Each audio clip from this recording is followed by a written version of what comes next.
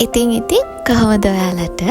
අද මම ආවා ඔයාලට රසම රස කප් කේක් රෙසිපි එකක් අරගෙන. මේක මම YouTube එකෙන් බලාගෙන තමයි හදන්නේ.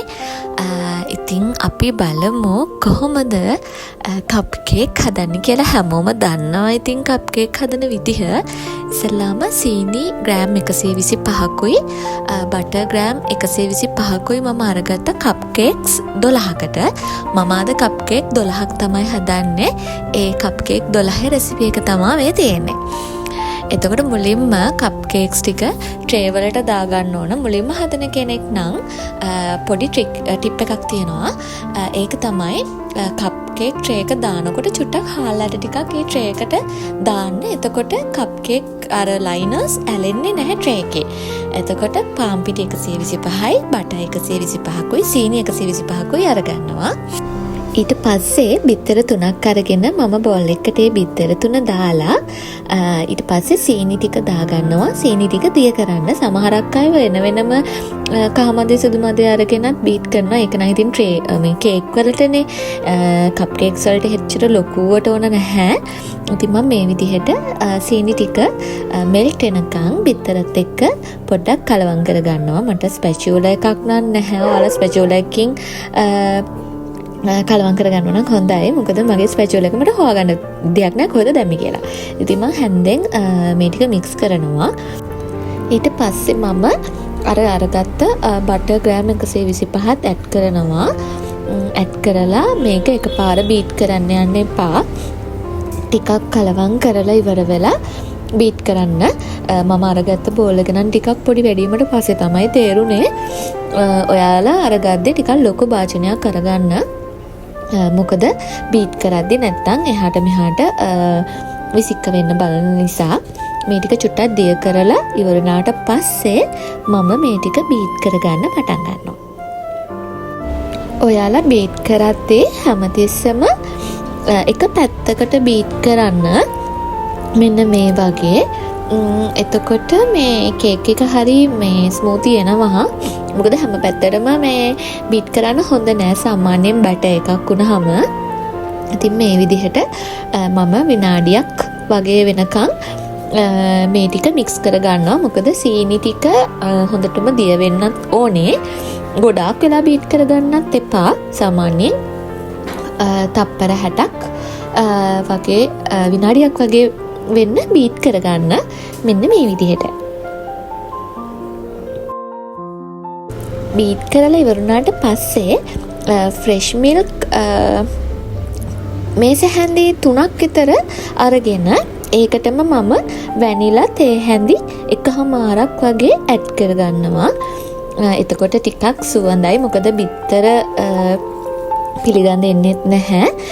ඒ කරලා මම අර බැටර් එකටම මේ ටික දාලා ඉවර වෙලා ආපහු සැරයක් තප්පර 10ක් විතර බීට් කරගන්නවා.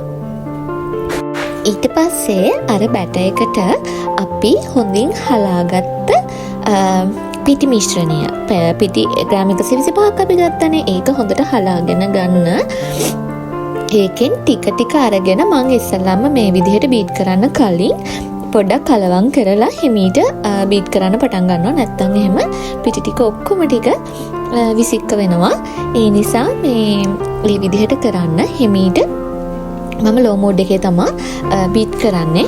ෆස්ට් එකට දාලා ඊට පස්සේ සැරින් සැරේට 3 පාරකට මම මේ බීට් කරගන්නවා පිටි මිශ්‍රණය දාලා. මම ඔයාලට ඕන කරන හැමදේම පහළ ඩිස්ක්‍රිප්ෂන් බොක්ස් එකේ මෙන්ෂන් කරන්නම්.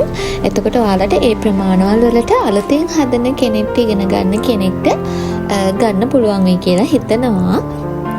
මෙන්න මේ විදිහට මම ඉතුරු කොටසත් මේ මිශ්‍රණයට දාලා ඉවර වෙලා අර විදිහටම කලවම් කරලා බීට් කරගන්නවා විනාඩි 1මාරක් විතර.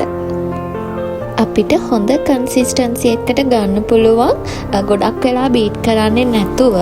මොකද මේ එහෙම ගොඩක් වෙලා බීට් කරොත් එහෙම කප් කේක්ස් වල මැදින් පිපිරෙන්න බලනවා. ඉතින් ඒ නිසා සාමාන්‍යයෙන් ගොඩාක් බීට් කරන්නේ නැහැ අපි. මේ විදිහට බීට් කරලා අරගත්තම හරි. දැන් ඔයාලට පේනවා ඇති හරිම විදිහට බීට් වෙලා තියෙනවා. මෙන්න මේ විදිහට තමයි තියෙන්න ඕනේ. ඊට පස්සේ අපි අපේ අර හදාගත්ත කේක් ට්‍රේස් වලට මෙන්න මේ විදිහට කප් එකෙන් 3න් 1ක ප්‍රමාණයක් තමයි දාන්නේ. ගොඩක් දාන්නේ නැහැ. එහෙම වුණොත් කේක් එක උඩට ඉතිරෙයි. ඒ නිසා මේ 3න් 1ක් වගේ තමයි කප් කේක් වල ලයිනස් වලට අපි දාගන්නේ. ඊට පස්සේ අපි ප්‍රීහීට් කරගන්න ඕන oven එක සෙල්සියස් අංශක 175ට. ඊට පස්සේ මම මේ පොඩි කප් කේක්ස් වලට පොඩි චිප්ස් වගේක් දාගන්නවා ලස්සන වෙන්න. හැම එකකටම නම් දාගන්නේ නැහැ. ඔයාලට කැමති නම් ඒ විදිහට දාගන්නත් පුළුවන්. ඊට පස්සේ සෙල්සියස් අංශක 175ට විනාඩි 30ක් මම මේක බේක් කරගන්නවා. ඒක oven එකෙන් oven එකට වෙනස් වෙනවා. මගේ oven එකේ නම් සාමාන්‍යයෙන් ඒ ගාන තමයි යන්නේ. ඉතින් මේ තියෙන්නේ බේක් කරගත්ත අපේ කප් කේක් ටික. ඔයාලට පේනවා ඇති ගානට කප් කේක් එකේ ගානටම ඇවිල්ලා තියෙනවා. අපි බලමු කොහොමද මේකේ ඇතුළ කියලා. අපි එක කප් කේක් එකක් ගලවලා බලමු. ඔයාලට පේනවා ඇති කප් කේක් ලයිනර්ස් වල එහෙම ලොකුවට කර වෙලා නැහැ. ලස්සනට ගැලවෙනවා. ඉතින් මේ විදිහට තමයි අපේ කප් කේක් එක තියෙන්නේ ඇතුලේ. ඉතින් පොඩි ක්‍රන්චි ගතියක් තියෙනවා. මෙන්න මේ විදිහට ස්මූත් එකට හදාගන්න පුළුවන්. අර විදිහට හරි විදිහට අපි මේ කප් කේක් ටික හදාගත්තොත් ඔයාලට පේනවා ඇති මැද අමු නැහැ. මැදත් සොෆ්ට් එකට තියෙනවා ස්පොන්ජ් එකට. ඉතින් සාමාන්‍යයෙන් අපි ආස එහෙම ගන්නනේ. ඉතින් මේ විදිහට හදාගන්න ඕන නම් ඔයාලා මගේ vlog එක සම්පූර්ණයෙන්ම බලන්න.